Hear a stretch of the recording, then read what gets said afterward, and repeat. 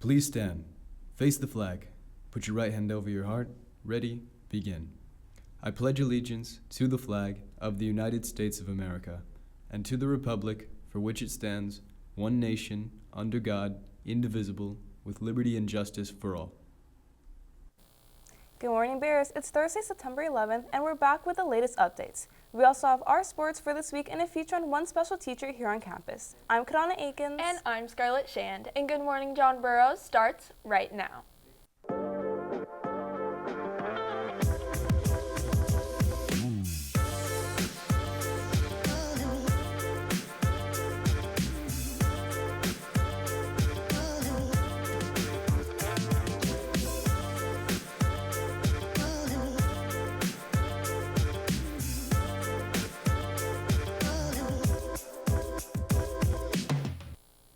Welcome back. Starting off with an awesome opportunity, this Friday marks the very first memorial-filled movie.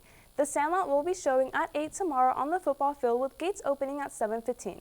Tickets are $8 with an ASB card and $10 without at the student store or online.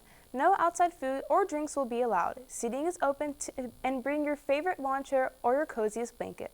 This event is not open to the public, only students and their families. Remember, you must bring your student ID to the event. In on-campus news, the library will be closed periods 1 through 4 today, but will reopen for student lunch and close at 4 p.m. The textbook room will be closed all day, so make sure to plan accordingly. Now for seniors, nominations for Homecoming Corps are open. The form is due September 16th on the grade level Google Classroom. Feel free to nominate up to 4 people, but make sure not to promote yourself to other people or you will be disqualified. Also in deadlines for seniors, don't forget that your sweatshirt designs must be submitted to the 2026 Google Classroom by September 19th. Be sure to put in your artistic input and make your senior year count. Finally, for seniors, tomorrow is the last day to purchase your senior package. They are available to purchase online or in person at the student store. Prices will go up starting on Monday. Now, let's send it over to Dominic Carlback with our Thursday sports update.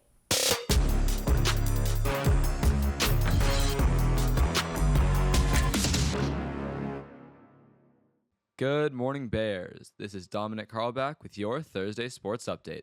Girls tennis had a game at Pasadena on Tuesday. They won with a score of 17-1. They play Arcadia away today at 3:45. Girls volleyball plays CV at home today with varsity at 3:45, Frosh and JV at 5:15. Girls flag football plays today at Los Altos at 4 p.m. Boys water polo had a game against Marshall yesterday as well. They won with a score of 26-4. Now let's go over to an interview that Olive Virgo took with the team. Hi, I'm Oliver Gowan. I'm here with Boys Water Polo. Good morning, I'm Nick Aporta. Good morning, I'm Nick Bassett. Good morning, I'm Sarah Barbarian. So, you guys just won your game against Marshall. Tell us about it. It was a pretty good game.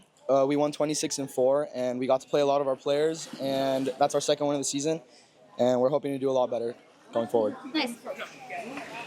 So, it's pretty early on in your season. What are you planning for the rest of it? We are planning to at least place top 3 in league and to end off the season with a win. And you have a tournament coming up. What do you think? How do you think you're going to do? I think we're going to be pretty successful. I think that we're going to really build on our team chemistry, build on our team leadership as well, coming from us as captains. And I think we're going to really work on what we've been working on in practice and finally implement it in games. That's awesome. Now back to you in the studio. Thanks, Dominic. Now in volunteer news, Dolores Huerta needs volunteers for the Kugel Karaoke Night on Friday, September 12th. The helping hands will be needed from 3:30 to 9:15, so plan accordingly if you intend on signing up. The link can be found in the Career Center Google Classroom. If Bret Hart is more your speed for volunteering, they also have an opportunity tomorrow. Volunteers are needed as early as 3:30, but multiple times and event management is available. You can see Mrs. Mirando or visit the sign-up sheet on the Google Classroom for more information. And ways to help out on our very own campus, don't forget to participate in the new lunch sorting program. Be mindful about where you put your trash and be sure to put your part to help the environment and to remove all plastic packaging so we can create a plastic-free compost. The volunteers and the sign-ups on the disposal stations will help you learn what goes where, and if you're feeling confused. We hope your family enjoyed back to school night yesterday. While we're on the topic of getting to know teachers, let's send it over to Bonnie Kretzman with a look at last year's Teacher of the Year. When you think of a favorite teacher, words like caring, creative, and hardworking come to mind. Here at JBHS, the photography and yearbook teacher, Kara Clark, embodies all these characteristics and more. JBHS principal Kenny Knoop explains what makes her teaching stand out. In today's world of education, what she does and what we look for, which is so great, is she meets the students where they're at and makes them better at what they're doing instead of just throwing information at them and expecting them to learn it. Ms. Clark's hands-on approach encourages students to experiment, create, and learn by doing. And I love to be able to do things hands-on, get outside of the classroom, kind of watch the students explore. Their creativity is amazing, and I love seeing what they come up with when we have different assignments. Ms. Clark brings her professional background in photography into the classroom, blending creativity with real-world experience. So like teaching them really good life skills is important to me. I know some kids come in here because it's an elective, some kids come because they want to be better at a hobby. Some kids come to be a professional, and so if I can impart some really important life lessons on them to be good humans as well as photographers, that's my goal as a teacher. Ms. Clark's commitment to inspiring students has made a lasting impact. Senior Sophia Randolph said Ms. Clark not only encourages her creativity, but also influenced her decision to pursue photography beyond high school. There's no wrongs in her class necessarily. If you get something wrong, it's not something to be punished, but something to embrace and learn how to change. And I feel like she really showed me what I was capable of and like a whole side of the workforce that I wasn't really aware of.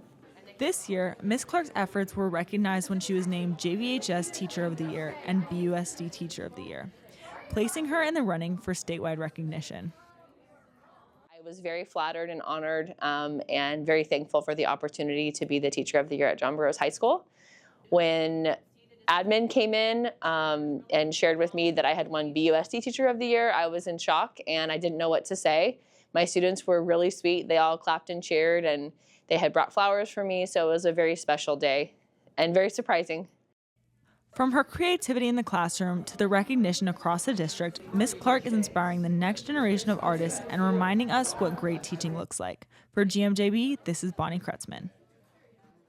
Thanks, Bonnie. Now closing things off with club news. Today at lunch, Fellowship of Christian Athletes is meeting in the small gym with pizza and a knockout game. Armenian Club is also having their first meeting today in room 1215. Fun Club meets in room 1209. Tomorrow, Video Game Design and Programming Club will meet in room 1214, and don't forget, CSF applications are due this Friday. Please pick one up from Ms. Snowden or Mr. Bixler. Catholic Club will have its first meeting tomorrow in room 1142. Looking ahead, National Honor Society will hold an informational meeting next Tuesday in the big gym at the start of lunch for anyone interested in joining. That's all for today, Bears. Be sure to visit us in the quad today to let us know whether you're Team Conrad or Team Jeremiah for our social media show. I'm Cardonna Akins. And I'm Scarlett Shand. Have a great day, and we'll see you for our final show of the week tomorrow.